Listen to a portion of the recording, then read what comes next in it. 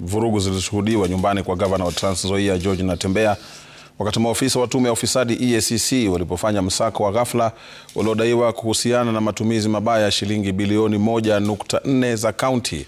Msako huo wa alfajiri hii leo huko Kitale uligeuka na kuwa vurugu baada ya vijana waliokuwa na hasira kupinga upekuzi huo na kuharibu magari mane ya EACC. Gavana Natembeya alikamatwa baadaye na kupelekwa hapa Nairobi ambako alirekodi taarifa kuhusu madai hayo.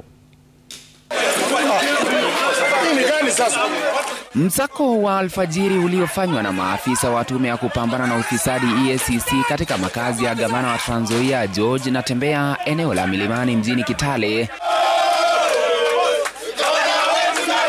uligeuka ghafla na kuwa vurugu baada ya vijana wenye ghadhabu kuwazuia maafisa hao na kuendelea na upekuzi huo. Mvutano ukizidi vijana hao walipoharibu magari manne ya EACC huku maafisa wa tume hiyo wakinusurika mashambulizi ya umati. Wakati wa msako huo, gavana Natembeya alikuwa jijini Nairobi ambapo baadaye alikamatwa katika eneo la Kileleshwa na kupelekwa katika ofisi za EACC alipohojiwa na kurekodi taarifa. This is a political witch hunt. I believe this is a deliberate intimidation and harassment of the opposition that is meant to silence, particularly those very vocal leaders.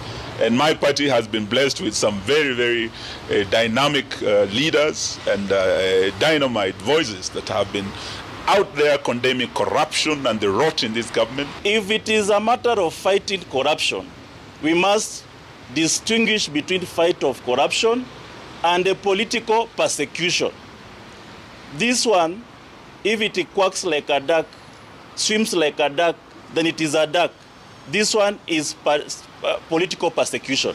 Hata hivyo, EACC imejitetea ikisema uchunguzi huo unahusiana na madai mazito ya ukiukaji wa taratibu za ununuzi, matumizi mabaya ya mamlaka na hongo ambayo yamesababisha kupotea kwa shilingi bilioni 1.4. Ufisadi huo unadaiwa kutokea kati ya mwaka wa kifedha wa 2022-2023 hadi mwaka wa 2024-2025.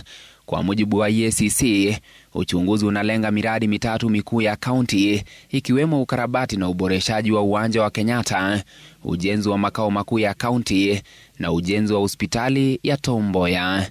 Kukamatwa kwa gavana Natembeya kumekosolewa vikali na upinzani ambao umelitaja tukio hilo kama shambulio la kisiasa dhidi ya wakosoaji wa serikali. Natembeya atasalia korokoroni hadi kesho ambapo anatarajiwa kufikishwa mahakamani.